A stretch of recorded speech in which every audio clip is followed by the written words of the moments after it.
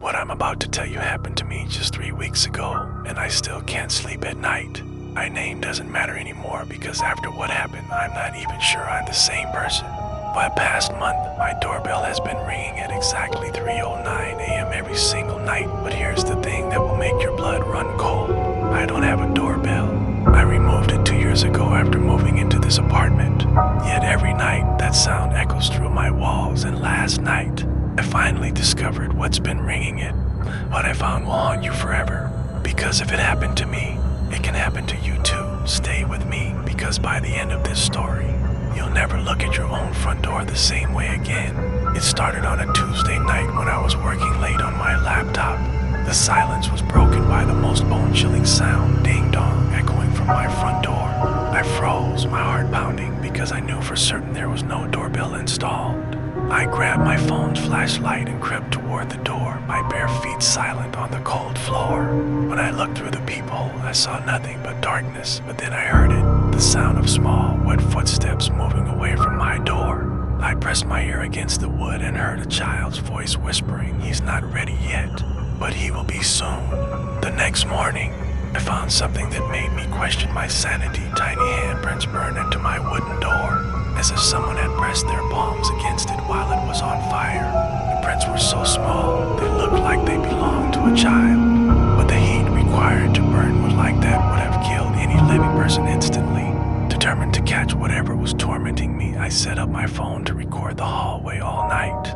At exactly 3:08 a.m., my phone started glitching, the screen flickering between normal footage and pure static.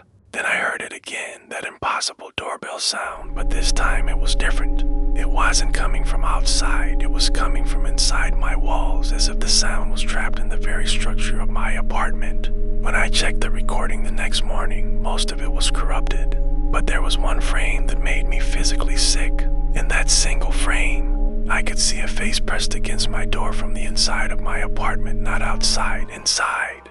The face was pale, with hollow black eyes and a smile so wide it seemed to split the face in half. But the most terrifying part was that the timestamp showed this happened while I was standing right next to the door, yet I saw nothing with my own eyes. On the fourth night, I decided to stay awake and confront whatever was happening. At 3:09 a.m., instead of the doorbell, I heard knocking, slow, deliberate, rhythmic knocks that seemed to come from every wall simultaneously. Then came the voice, and this is where the story becomes truly horrifying. Voice was mine, my exact voice, tone, and speech pattern, but it was coming from outside my door saying, "Please let me in, I forgot my keys, it's so cold out here." I stood there in absolute terror because I was inside my apartment, yet my own voice was begging to be let in from outside. The knocking grew more frantic and my voice became more desperate. "Please, please, I'm so cold. Why won't you help me?" I grabbed my phone and called my own number, and the ringing sound came from outside my door. But when the voicemail picked up, I heard my voice say, "Hi, you've reached someone who's already inside. Please don't let the other one in." I couldn't take it anymore, so I decided to install a security camera pointing at my door. The next night, I watched the live feed on my phone as 3:09 a.m. approached. At exactly 3:08, I saw myself walk up to my own door from inside my apartment and start knocking. But I was lying in bed, watching this happen on my phone. The other me looked directly into the camera, smiled that same impossibly wide smile, and mouthed the words, "Let me out." Depth in the real horror began. I realized I wasn't watching a live feed anymore. I was watching a recording of something that had happened before, but somehow the other me in the video was aware that I was watching. It waved at me through the camera, and then I heard my own voice behind me in my bedroom saying, "You finally figured it out."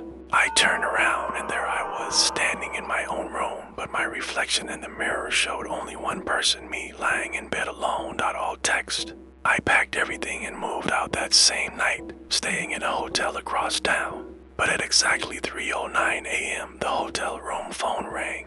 When I answered, I heard my own voice say, "You can't run from yourself." I hung up and immediately got a text from my own phone number. "Room 237 is very nice, but you can't stay here forever." Was in room 237. I checked out immediately and drove to another city, staying in a different hotel. Same thing happened. Another city, another hotel, same result.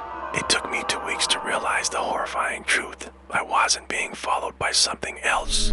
I was being followed by myself, or rather, by what I had become. Every mirror I looked into showed to reflections, every photo I took showed to faces, and every night at 3:09 a.m. the other me would try to make contact. The doorbell at my original apartment was never being rung by an outside force. It was being rung by the me that existed in a parallel moment, trying to warn the me that. I'm telling you this story as a warning because yesterday, discovered something that changed everything. I found out that my apartment building was constructed on the site of an old psychiatric hospital that burned down in 1987. The hospital specialized in treating patients with dissociative identity disorder, people who had multiple personalities.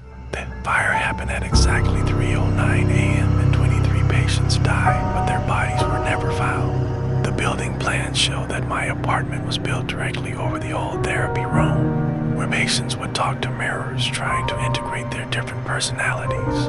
I think the fire didn't just kill those patients, it trapped them between realities. And now they're trying to find new hosts. If you've ever heard unexplained sounds in your home at 3:09 a.m., if you've ever seen a reflection that didn't quite match your movements, or if you've ever heard your own voice when you know you weren't speaking, then they found you too. The doorbell isn't ringing to let something in, it's ringing to let something out. And once you answer it, you become the door between worlds and there's no going back. Check your mirrors tonight, and remember, if you see two reflections, don't try to figure out which one is real, because by then, it's already too late.